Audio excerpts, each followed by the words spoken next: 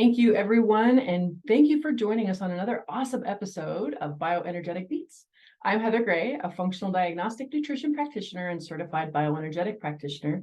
And this episode today is brought to you by Nikki, Unleash the Wellness Within. It's a non-invasive, easily affordable, and highly effective approach to optimize wellness.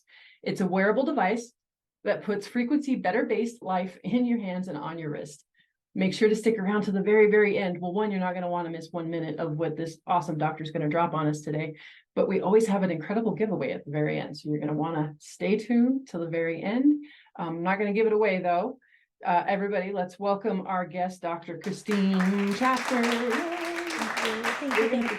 We're going to be bringing down the pain today because so many people are dealing with pain, and that's one of my favorite frequencies on this little device is the pain frequency.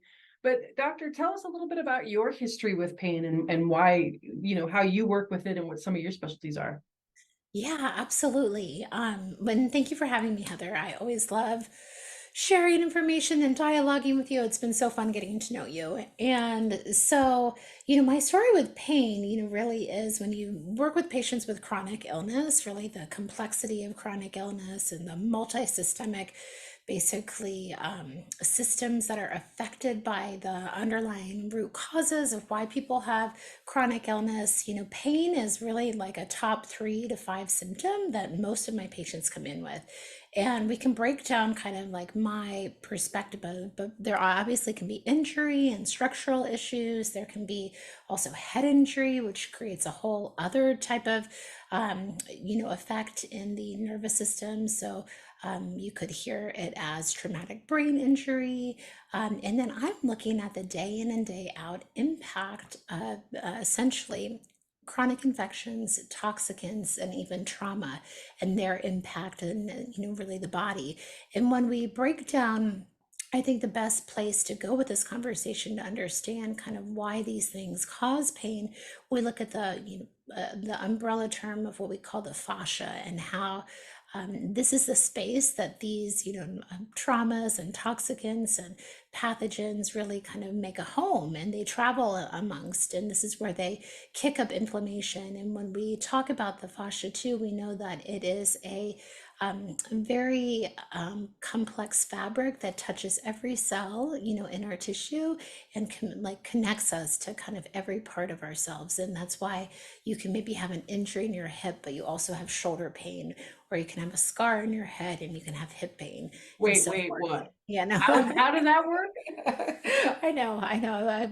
We're gonna get there, right? And so, let me just break it down, right? So again, this is part of, I think, where my training in naturopathic medicine and bioregulatory medicine, the strength of it is not only that we look at this beautiful network called the autonomic nervous system and how that innervates the body and, is a really big part of healing and regulation in the body. But there's a language and understanding that I think is a really important understanding because in my mind, I think that the fascia is just as important as the autonomic nervous system and maybe even more important as we get to learn about this beautiful complex fabric. And so this is like an umbrella term because often, when we study anatomy, right, we think of like veins are blue and arteries are red and nerves are yellow and lymph is green and all these compartments are not connected, but every compartment in the body is in communication. And really it's this umbrella term of the fascia that really connects all these tissues together. So if you want to really nerd out on this topic, I really always, give a lot of credit and pay homage to Dr. Jean-Claude Gumberto, who wrote The Architecture of Human Living Fascia. And he has really cool YouTubes where he does, he's a hand surgeon from France, rather, and he's really educated us that this is not just a structural fabric, but it's a fabric of communication. And through his live videos of looking at, surgeries of the hand, we get a very different picture than dead tissue. When we look at the living tissue, which is an obvious thing, but, until we have the technology to observe this, we observe what we know, right? So what he really, shared with us is this, fabric touches every cell, as I mentioned, and, connects us, and it delivers what we called this fourth phase of water, or this plasma form of water, H3O2, this gel-like water that hydrates your tissue. It basically is this irrigation system when you think about the fascia.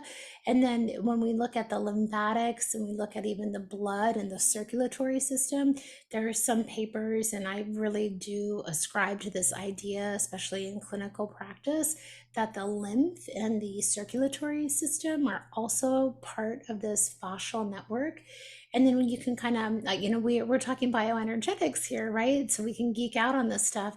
So the fascia also is, the most abundant protein in the fascial network is collagen, which is this basically helical structure of 3 amino acids. And it generates when we actually are moving what we call a piezoelectric effect. And so it generates electromagnetic energy.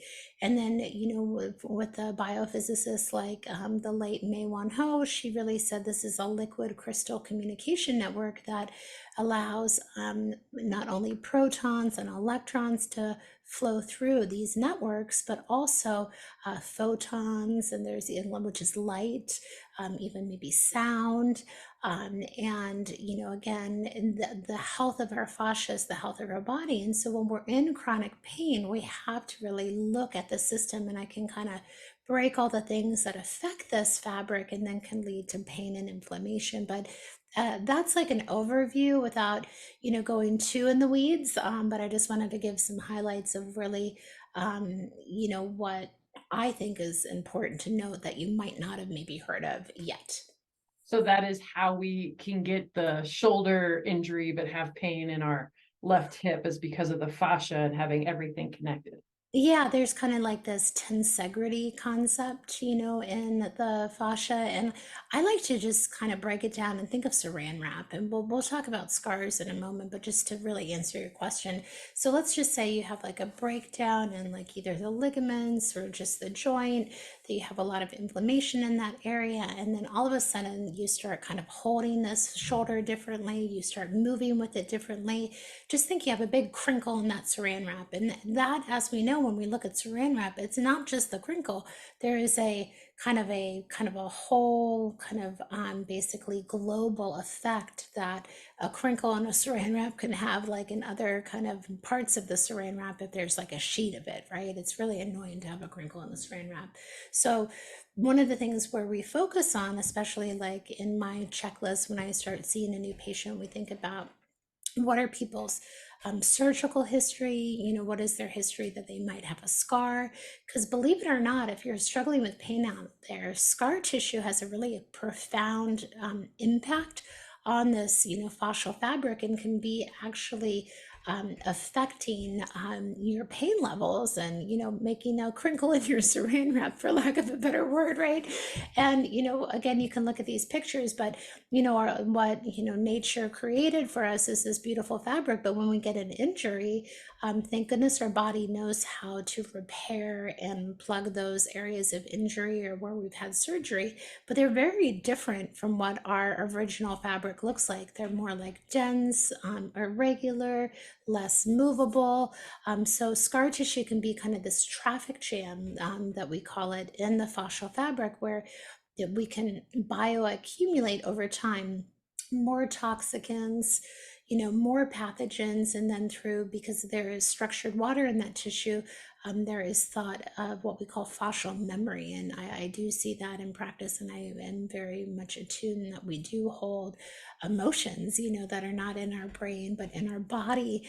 And that's why, I do a technique called scar therapy. And when we treat scars, we can see emotional releases, we can see pain improve, we can see, again, you inject a scar in the shoulder and, heart palpitations go away, or you inject a scar and, there's an emotional ripple effect, or you have just, again, more basically flow and flexibility and movement in your body. And so I don't want to, miss an opportunity to, teach about that, because I think that's really important. And then, we can kind of talk about, and break it down. Heather, I know you know this very well, but the impact of, basically Lyme and co-infections and parasites and viruses and fungi like can have on this fabric, as well as toxicants. And I already mentioned trauma. And I'm happy to just keep talking, or if you we'll pause a moment and let you digest some of this before I keep educating. It was fascinating when we were sitting together at Mindshare and Kelly Oh looked at yeah, my scarred up legs, and nobody ever points out my scars, right? So it's not that I'm like self-conscious of them. I was a klutzy yeah, kid and had overactive scar tissue, and so yeah, that's a whole nother ball game. But it's just yeah, fascinating with my history of trauma, chronic illness, and I'm in pain, and I'm like, huh, that's something I haven't worked with yeah, is scar tissue therapy, and that could be yeah. a whole nother layer of releasing some of this pain. Like how incredible. Yeah, yeah, absolutely. And we can do the injections, which is called neural therapy, that came out in Germany. If you can't find a neural therapist, because unfortunately this education is still very, much niched, and not, every even alternative practitioner knows about this yet. But acupuncturists have a way of needling scars and helping to break down some of the scar tissue. There can be different topical creams that just create different lymphatic fluidity in that area, and support that tissue. Eileen McCusick, who I know she has taught me that she uses tuning forks to basically alleviate some of the kind of pent up energy in that scar tissue, and to kind of bring more like lymphatic flow and circulation to that tissue. Light therapy like red or infrared light can help. And then I know I'm missing one on my mind, but these are like some tools. Like if you don't have access to somebody who might inject these scars, these are some other things that you can do in the meantime.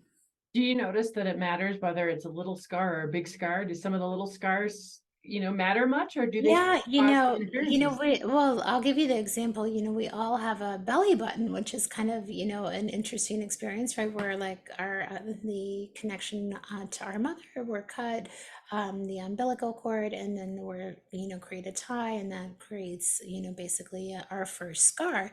And that's a seemingly little scar for most people, but that can have a profound impact on people's ability to emotionally process their birth, their connection with their mother. Also, digestive issues might improve, with treating that scar.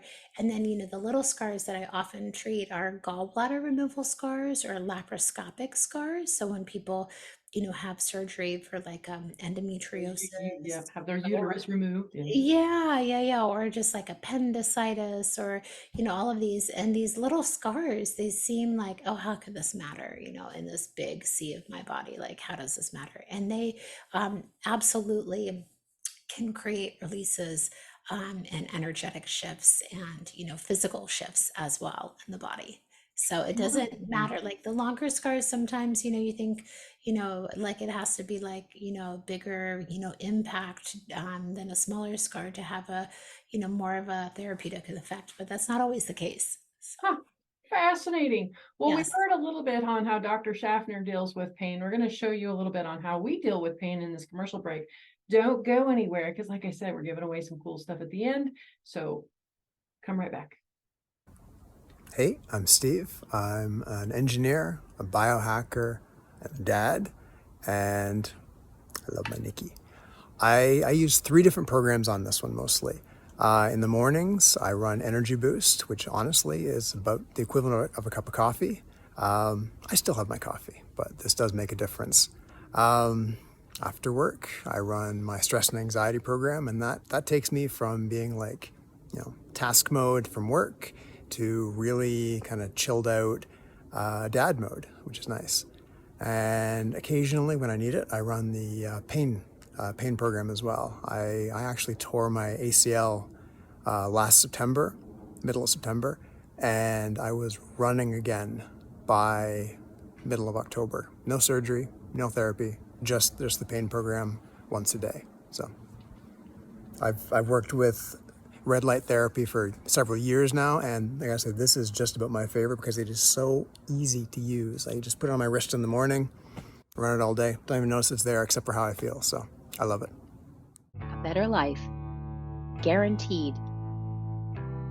If Nikki doesn't improve your wellness and sense of well-being in 30 days, send it back for a full refund. Free shipping, free platinum set of frequencies for life, 30-day money-back guarantee. Nikki, be better, do better.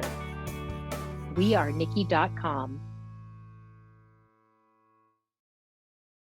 Thanks for joining us again. Don't go anywhere. Again, there's some fun stuff coming up at the end, but also so far we've talked about pain and scars and trauma and toxicants and fascia, and we've been all over the map. If you missed it, you missed a lot.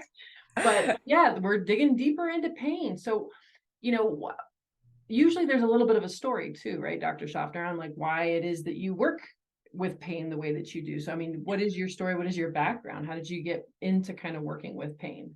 Yeah, it's really my patients. They've taught me, and I think when we really look at the modern, illnesses, the modern chronic illnesses of these times, you cannot not look at pain, because most of our patients are coming in with us, many people because of the like increasing exposures and the environmental impact of toxicants in the body, and then the stress that that puts on the immune system, and the chronic inflammation that gets kicked up.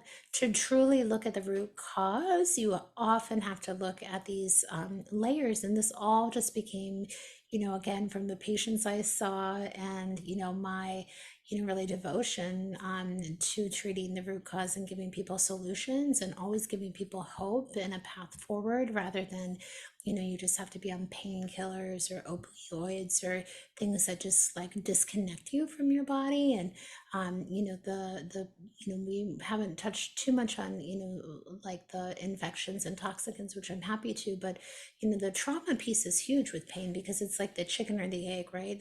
Like the vulnerability sometimes that people have when they have a chronic illness, there can be a just like a propensity, like because of, past trauma or even ancestral lineage or, who knows, that makes people a little bit vulnerable, just like, epigenetic SNPs could make you vulnerable. That's what I was just going to say. I used Yeah, to get yeah, told all the time, Heather, why do you got to make a mountain out of a molehill? And then I finally saw it in my DNA. I saw it in my genetics. I was like, yeah, there is the reason why I make yeah, a mountain out of a molehill. I'm yeah, actually predispositioned to, have yes, to have these things that wouldn't knock anybody around completely knock me off center. Now, through yeah, epigenetics and a lot of lifestyle changes and nervous yes. system regulation, I've actually been able to get a lot of that. Modulate that. Yes, Yeah. exactly. Yeah, but you want to know what you're working with, right? And and that holds kind of a blueprint or a story, but there's of course potential always within whatever those genetics show you. And so, kind of my point there, was just okay, like it's the chicken or the egg, right? We can have these vulnerabilities, but then again, also being sick for so long creates a trauma and a stress. And what I found is that, obviously, when you're like really symptomatic and there's a lot going on in your body, it's really hard to just like lean into that, right? Even if you're assigned, like really ascribing to like a natural route or kind of a root cause route, you still have these moments of like not wanting to really, really like lean into what that pain is communicating. What my patients again have taught me that is that our bodies are really the biggest barometer of our emotional and spiritual and mental health, right? And the more that we can look at what is the pain trying to communicate with us, there can often be a huge kind of opening for somebody to really kind of finally deal with their trauma or deal with the emotional heartbreak or whatever it is for that individual. And I work with lovely people alongside me who can really help to move that through and out of the body. But that really can shift things. I've seen time and time again. And so it's not a small thing. It's rather a big part of the healing process. Absolutely. And it's so fascinating. I've been saying it for a while now. So the functional practitioners have been saying it like myself for a long time. We get to the root cause And it's funny because, doctors, Western med thought they had all the answers. And then we got functional med coming in saying, no, we've got the root cause.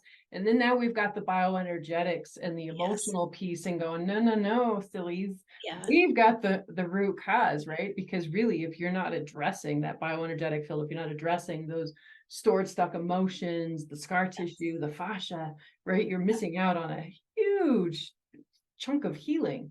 Yeah, absolutely. I think we're in a really exciting time, Heather, in that, again, as you mentioned, like, all of these fields of medicine have their place and kind of also met kind of where people could really hear, what people were, communicating with them. And I think as, we evolve, there's some weird way we're in a tipping point, I think, because people understand electromagnetic fields from like phones and cell phones and, Wi-Fi. There's some kind of like in their subconscious or maybe even conscious brain that, we can communicate with invisible fields of information and energy. And then when you start learning about the body in this way and how we are electromagnetic light beings and that we communicate with electromagnetic fields, we communicate with biophotonic energy, sound information.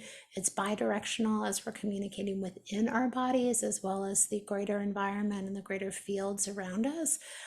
There's a whole new story of looking at root cause, and that the root cause can be really in the fields of the body rather the downstream biochemistry, where we think it's all about the biochemistry because we can move that around and we can, sometimes create a therapeutic effect. But to really go to that true root cause, we have to look like a little bit like where the operating system is. And I believe it's, I've spent a lot of my life's work educating myself so I can continue to build out my framework and narrative to understand, how is that a part of healing and how to integrate that into the, clinic and to patient care. And it's a very exciting time.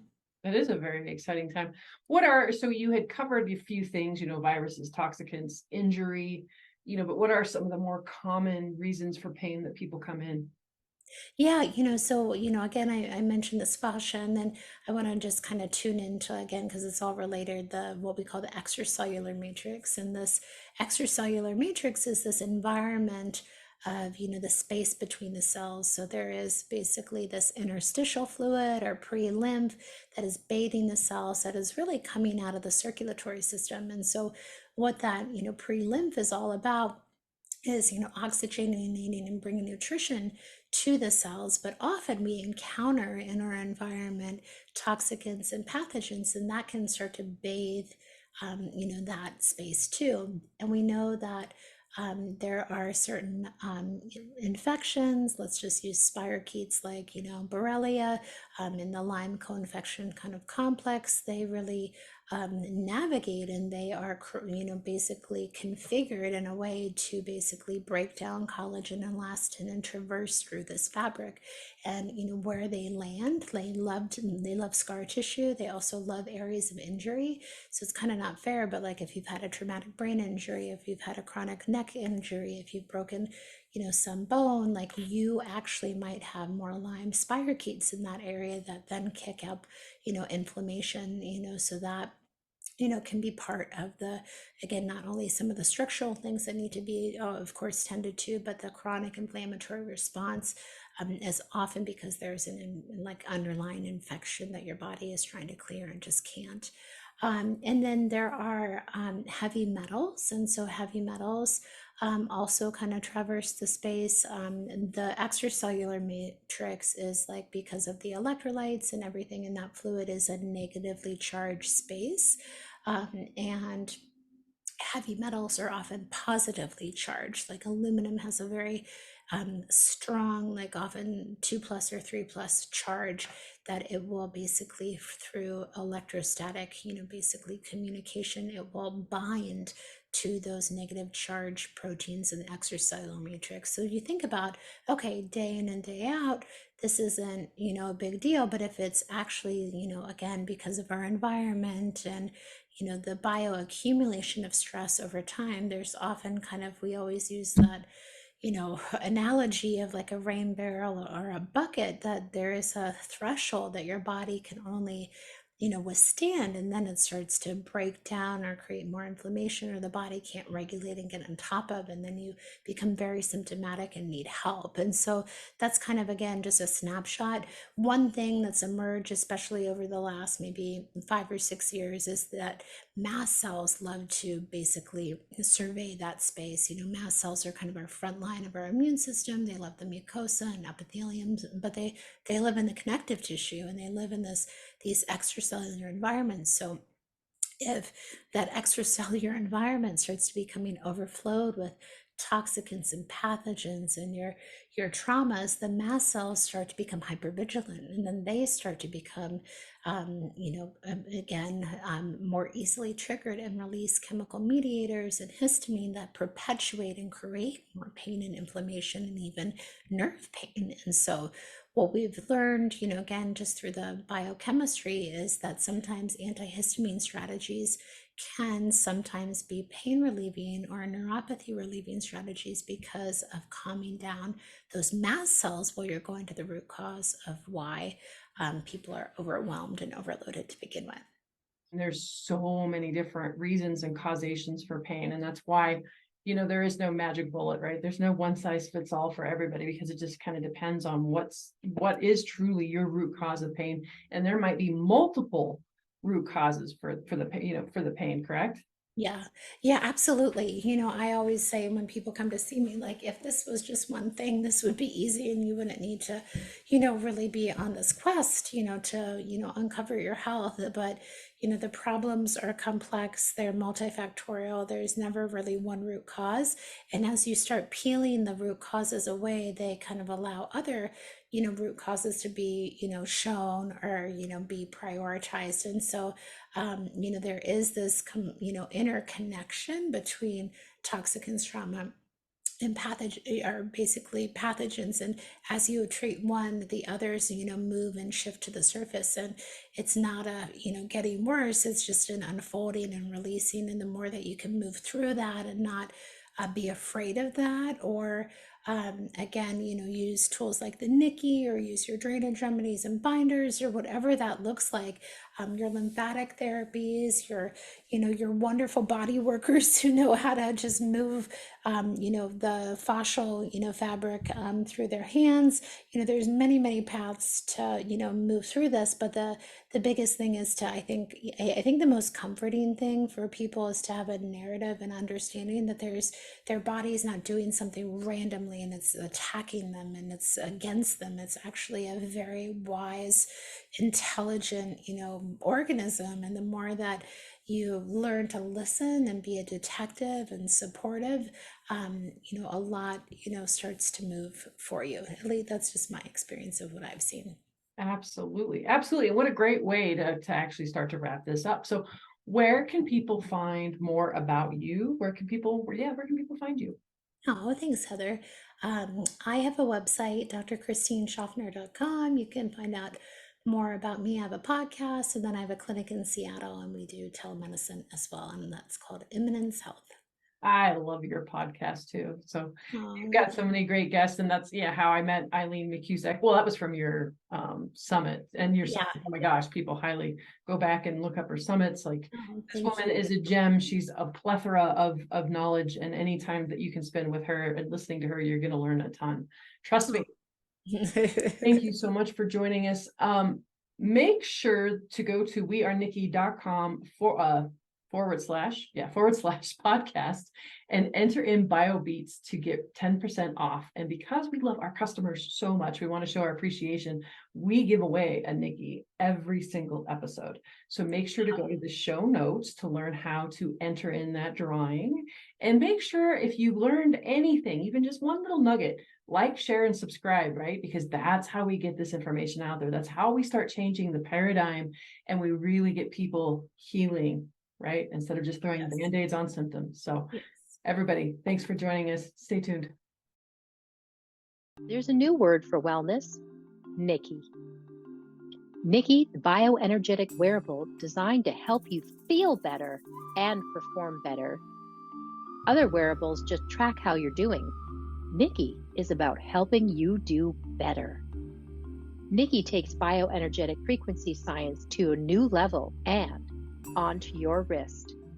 Nikki technology carries frequencies into the body to organize and optimize the cellular network, the trillions of cells that communicate by light and frequencies to keep us alive and feeling our best. Physical and mental trauma can upset cellular communication, and Nikki is designed to help restore it. Touch the Nikki screen to choose the frequency you want for what you want to do and how you want to feel. Low energy? Touch energy for a boost. Stressed out? Stress and anxiety is to calm you down. Aches and pains? Choose Nikki Pain. Nikki has frequency sets intended to fight allergies, strengthen immunity, and keep viruses and bacteria at bay. If you're going on a trip and want to arrive fresh and ready to enjoy your vacation, touch travel. And if you want to wake up ready to go, Nikki Nighttime is for overcoming daytime trauma while you sleep. Every Nikki comes loaded with a full inventory of frequency set, including pain, energy, travel, immune, stress and anxiety, viruses and bacteria, allergies, insomnia, daytime bundles, nighttime bundles. Nikki puts a personal wellness center in your hands and on your wrist. Be better. Do better. We are Nikki.com.